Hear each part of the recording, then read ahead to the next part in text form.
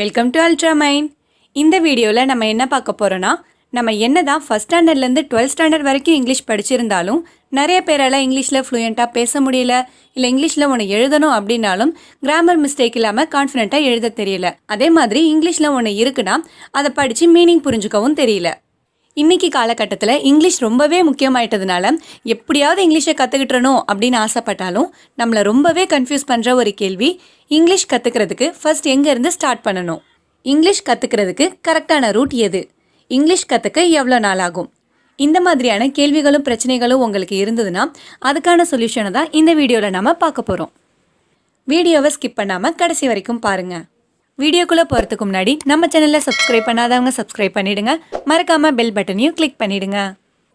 நம்ம 12 வருஷம் இங்கிலீஷ் கற்றுக்கிட்டாலும் ஒழுங்காக கற்றுக்காததுக்கு காரணம் நம்ம இங்கிலீஷை தலைகீழாக கற்றுக்கிட்டு இருந்திருக்கோம். இங்கிலீஷை தலைகீழாக கற்றுக்கிட்டோமா அப்படின்னு கன்ஃபியூஸ் ஆகுறீங்களா? ஒரு லாங்குவேஜை சரியாக கற்றுக்கிறதுனா என்ன, தலைகீழாக கற்றுக்கிறதுனா என்ன அப்படிங்கிறது இன்னும் கொஞ்ச நேரத்தில் உங்களுக்கு தெளிவாக புரிஞ்சிடும். ஃபஸ்ட்டு சரியாக கற்றுக்கிறதுனா என்ன அப்படின்னு பார்ப்போம். ஒரு பிறந்த குழந்தை தன்னோட தாய்மொழியை எப்படி கற்றுக்குது, எவ்வளோ நாளில் பேச ஆரம்பிக்குது அப்படின்னு யோசிச்சு பாருங்க. பொதுவாக ஒரு குழந்தை 1 வயசுக்கிட்ட தான் பேச ஆரம்பிக்கும். மொதல் 1 வருஷம் வரைக்கும் தன்னை சுற்றி உள்ளவங்க பேசுகிறத கேட்டுக்கிட்டு மட்டும்தான் இருக்கும். இதுதான் ஒரு லாங்குவேஜில் நம்ம டெவலப் பண்ண வேண்டிய ஃபர்ஸ்ட் ஸ்கில், லிசனிங். தாய்மொழி அளவுக்கு ஒரு லாங்குவேஜை நம்ம சரளமாக பேசணும்னா அந்த லாங்குவேஜில் நம்ம நிறையா லிசன் பண்ணணும். 1 வருஷம் தொடர்ந்து கேட்டுருக்கிற குழந்தை பேச ஆரம்பிக்கும் போது கூட அம்மா, அப்பா, தாத்தா, பாட்டின்னு சின்ன சின்ன வார்த்தையாக ரொம்ப சிம்பிளாக தான் பேச ஆரம்பிக்குது. இப்படியே கொஞ்சம் கொஞ்சமாக பேசி 2 வயசுக்கிட்ட தான் பேச ஆரம்பிக்குது. இதுதான் ஒரு லாங்குவேஜோட செகண்ட் ஸ்கில், ஸ்பீக்கிங். இந்த ஸ்டேஜ்லேயும் கூட குழந்தை சரளமாக பேசிடாது, அதுக்கு இன்னும் கொஞ்சம் நாள் ஆகும். ஒரு பக்கம் குழந்தை நிறைய கேட்டுக்கிட்டு இருக்கும், இன்னொரு பக்கம் கொஞ்சம் கொஞ்சமாக பேசவும் ஆரம்பிக்குது. இந்த ஃபஸ்ட்டு 2 ஸ்கில்லான லிசனிங்கும் ஸ்பீக்கிங்கும் தான் ஒரு லாங்குவேஜை கற்றுக்கிறதுக்கான பேஸ். எவ்வளவுக்கு எவ்வளவு ஒரு லாங்குவேஜை நம்ம கேட்குறோமோ அவ்வளவுக்கு அவ்வளவு நம்ம அந்த லாங்குவேஜை சீக்கிரமாகவும் சரளமாகவும் பேசலாம். ஸோ எந்த ஒரு லாங்குவேஜையும் சரளமாக கற்றுக்கிறதுக்கான சீக்ரெட் என்னன்னா, அந்த லாங்குவேஜில் நம்ம நிறையா லிசன் பண்ணணும். To speak in any language we have to listen a lot. Next அந்த குழந்தை ஒரு ஸ்கூலுக்கு போகுது, படிக்க கற்றுக்குது, எழுதவும் கற்றுக்குது.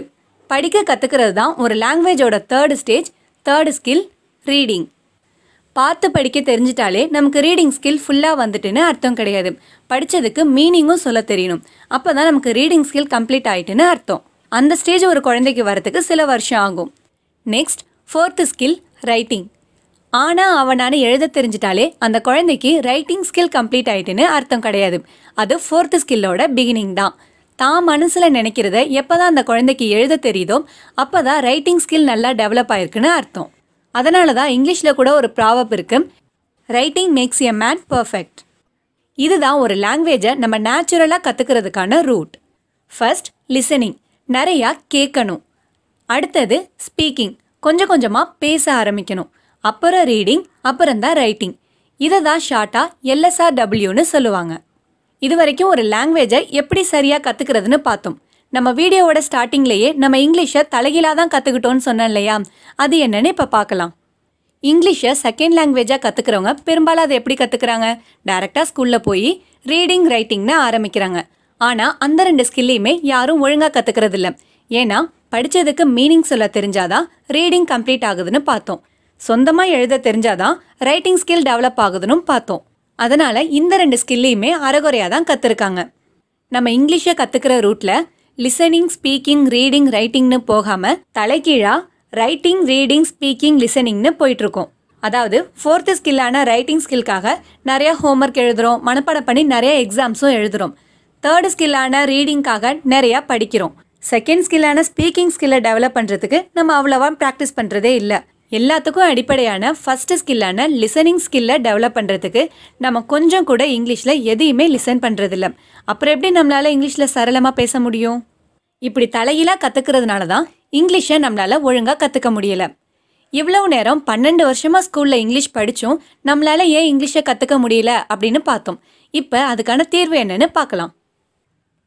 ஒரு லாங்குவேஜோட 4 ஸ்கில்லான லிசனிங், ஸ்பீக்கிங், ரீடிங், ரைட்டிங் இருக்கு இல்லையா, இதில் 2 இன்புட் ஸ்கில், 2 அவுட்புட் ஸ்கில். எதுவும் கன்ஃபியூஸ் ஆக வேணாம், இன்னும் கொஞ்சம் தெளிவாக சொல்கிறேன் பார்த்துக்கோங்க. லிசனிங் அப்படிங்கிறது நம்ம கேட்குறது, வார்த்தை நம்ம காது வழியாக உள்ளே போகிறது, இது இன்புட்.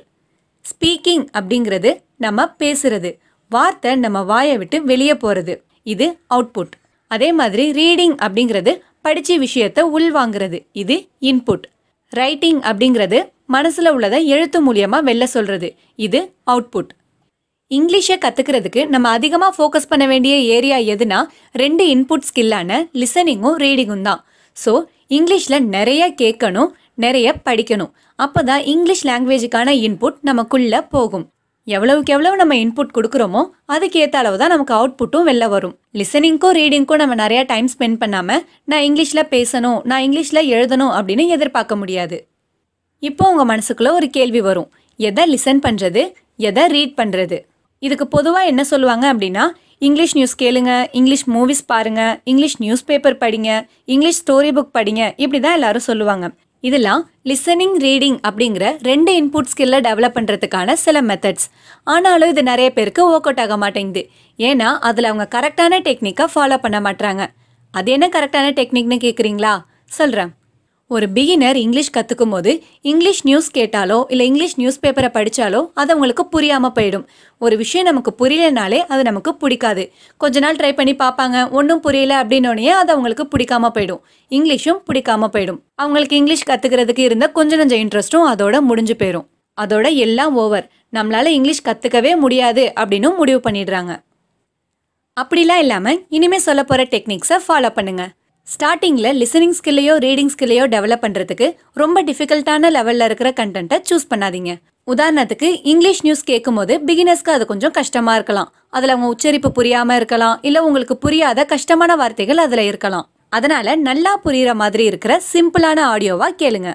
உங்களுக்கு ரொம்ப பிடிச்சவங்க கொடுக்குற இங்கிலீஷ் இன்டர்வியூஸ் கேளுங்க, அதுவும் ரொம்ப சிம்பிளான லெவலில் இருக்கிற மாதிரி சூஸ் பண்ணிக்கோங்க. அதே மாதிரி ரீடிங் ஸ்கில்லுக்கும் சிம்பிளான ஸ்டோரிஸ்லேருந்தே ஆரம்பிங்க. இல்லை வேறு ஏதாச்சும் படிக்கணும் அப்படின்னாலும் உங்களுக்கு ரொம்ப பிடிச்ச டாப்பிக்கில் சூஸ் பண்ணி படிங்க. கிரிக்கெட் ஃபேன்ஸ் எல்லாம் கிரிக்கெட் சம்மந்தமான நியூஸையோ இல்லை கிரிக்கெட் சம்மந்தமான ஆர்டிகல்ஸோ படிக்கலாம். இல்லை சினிமா பிடிக்கும் அப்படின்னா சினிமா சம்மந்தமான நியூஸோ ஆர்டிகல்ஸோ படிக்கலாம். ஆனால் எதுவாக இருந்தாலும் ரொம்ப சிம்பிளான லெவல்லேருந்து ஸ்டார்ட் பண்ணி கொஞ்சம் கொஞ்சமாக லெவலை இன்க்ரீஸ் பண்ணிகிட்டே போங்க. கிராமர் கற்றுக்கிட்டிங்கன்னா நீங்கள் இந்த மெத்தடில் இங்கிலீஷ் கற்றுக்கும் போது ரொம்ப குயிக்காகவே இங்கிலீஷை லேர்ன் பண்ணிடுவீங்க. இந்த டெக்னிக்கில் நீங்கள் இங்கிலீஷை கற்றுக்கும் போது சீக்கிரமாகவும் கற்றுப்பீங்க, ஈஸியாகவும் கற்றுப்பீங்க. நம்மளால் ஏன் இவ்வளோ நாளாக இங்கிலீஷை கற்றுக்க முடியல அப்படிங்கிறதுக்கான காரணத்தையும் அதுக்கான சரியான தீர்வையும் இந்த வீடியோவில் உங்களுக்கு தெளிவாக சொல்லியிருக்கேன். இப்போ உங்களுக்கு இங்கிலீஷை கற்றுக்கிறதுக்கான சரியான ரூட் எது அப்படின்னு நல்லாவே தெரிஞ்சிருக்கும். இனிமேலாவது இங்கிலீஷை தலைகீழாக கற்றுக்காமல் சரியான ரூட்டில் கற்றுக்கோங்க. இந்த வீடியோ உங்களுக்கு யூஸ்ஃபுல்லாக இருந்திருக்கும்னு நினைக்கிறேன். உங்கள் ஃப்ரெண்ட்ஸ் யாராச்சும் இங்கிலீஷ் கற்றுக்கணும்னு ஆசைப்படுறாங்கன்னா மறக்காமல் இந்த வீடியோவை அவங்களுக்கு ஷேர் பண்ணுங்கள். அண்ட் தேங்க்ஸ் ஃபார் வாட்சிங்.